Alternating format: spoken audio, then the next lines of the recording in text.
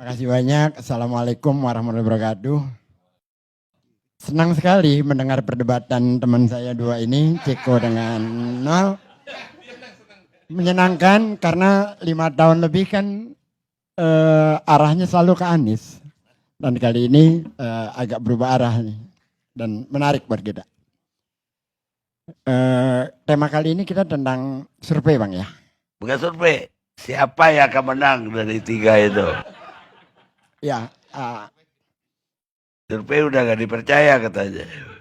Iya, saya mau bicara itu Bang. Kalau yang menang ya tentu saja Anies Baswedan. Dengan berbagai alasannya. Sebentar Bang, sebelum ke Anies alasannya menang itu, saya ingin berbicara tentang survei itu mempertanyakan pertanggungjawabannya. Ketika Pilkada 2016 itu survei Litbang Kompas, elektabilitas AHY 37,1%, Ahok Jarot 33%, Anies Sandi 19,5%. Ini survei Litbang Kompas.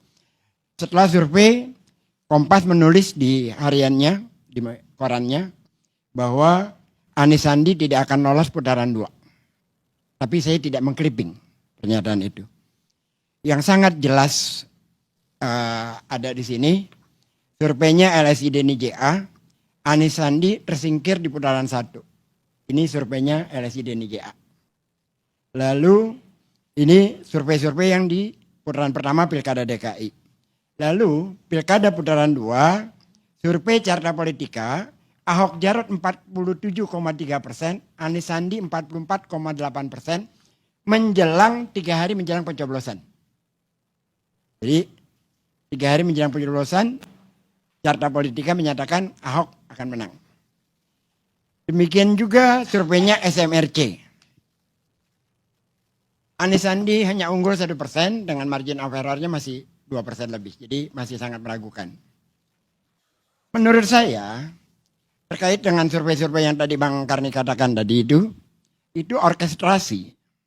Sejak dari awal memang dari mulai pilkada, Anies itu selalu di urutan 3. Dan kita semua senang sekali bagi relawan kita di urutan 3. Karena kalau kita ditaruh di nomor 1, buat kita membahayakan.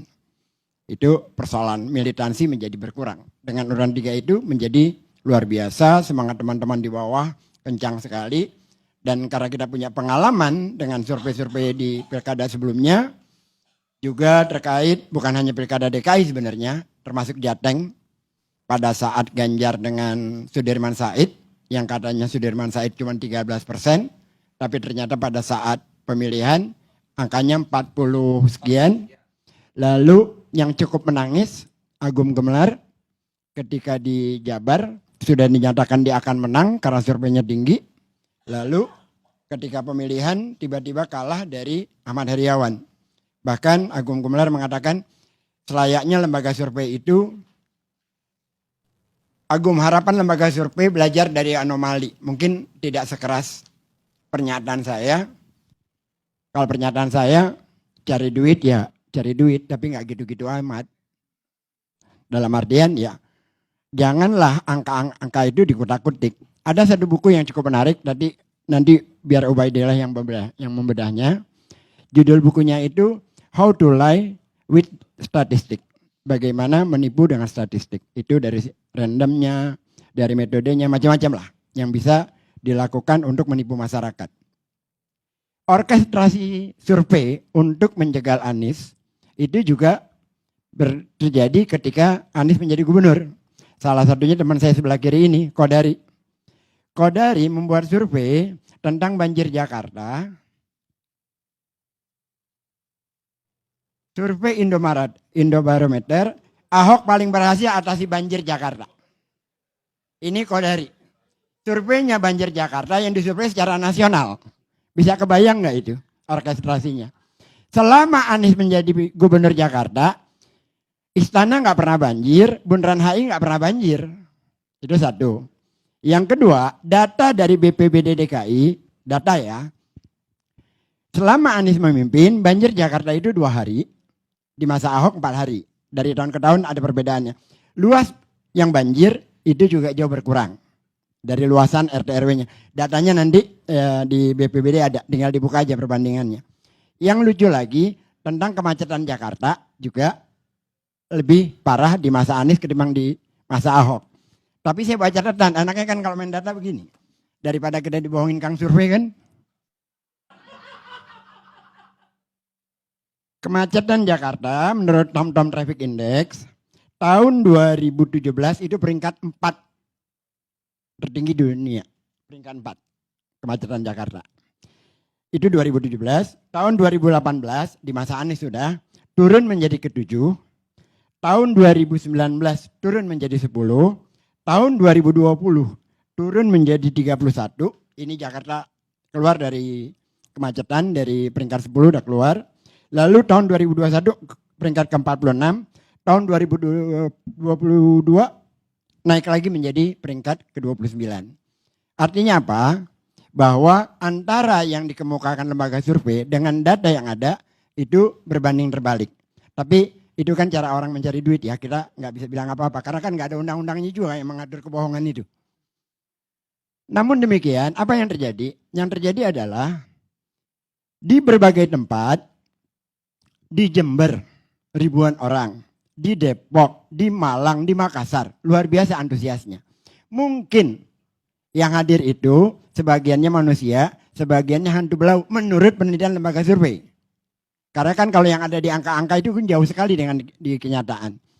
Jadi buat kita di Anies itu sangat yakin, sangat optimis Anies akan lolos putaran pertama dan putaran kedua juga akan menang. Sebagaimana ketika Pilkada DKI. Pilkada DKI, Anies selalu ditaruh di urutan 3. Pada putaran kedua, dia lolos dan akhirnya dia memenangkan Pilkada DKI. Juga, apa dasarnya keyakinan Anda itu? Jadi gini Bang, pada saat waktu itu saya masih percaya survei Bang ya, 2016 itu, waktu keluar surveinya Kompas terutama, kita hopeless. Padahal di mana-mana tempat kita bikin senam bersama dan macam-macam itu masyarakat luar biasa antusiasnya.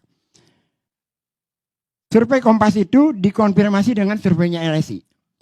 Ini sama kejadiannya sekarang. Di Jember kemarin luar biasa, di Makassar luar biasa, di Malang luar biasa, di Depok juga sama, di mana-mana tempat. Lalu kalau kita melihat angka-angka itu, tapi dengan kita bandingkan dengan yang kita rasakan di bawah, jauh yang di bawah ini kita merasa lebih optimis. Dan itu kan terpotret juga dengan rekaman-rekaman yang ada itu. Dan itu bukan angle cara mengambil gambar, itu kan via drone dilihatnya. Itu tidak bisa dibohongi lagi sudah. Karena itu udah nggak bisa pakai pertanyaan, puaskah Anda dengan kepemimpinan Pak Jokowi? Puas, tapi sembako makin mahal, iya gitu. Kan udah nggak bisa kayak gitu lagi. Gitu.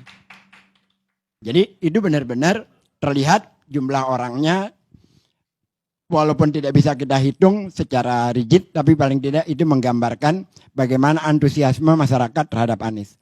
Yang kedua, tadi yang berantem dua ini asik saya dengarnya, bicara tentang gagasan.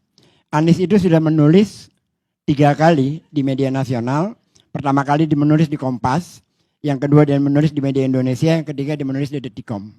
Tentang gagasan dia untuk Indonesia ke depan. Yang keempat, tadi juga Nol bicara, mana Capres bicara tentang anak muda. Sebelum Anies menjadi gubernur, sebelum Anies menjadi calon presiden, dia sudah melakukan banyak hal tentang anak muda. Contoh, dia masih rektor, belum jadi pejabat publik, mengirim seluruh anak muda terbaik ke pedesaan, ke pelosok-pelosok yang tidak ada listrik, tidak ada signal HP. Namanya Indonesia Mengajar. Sudah dia lakukan. Jadi kalau bicara tentang Anies, bicara tentang rekam jejak. Rekam jejaknya ada. Gitu.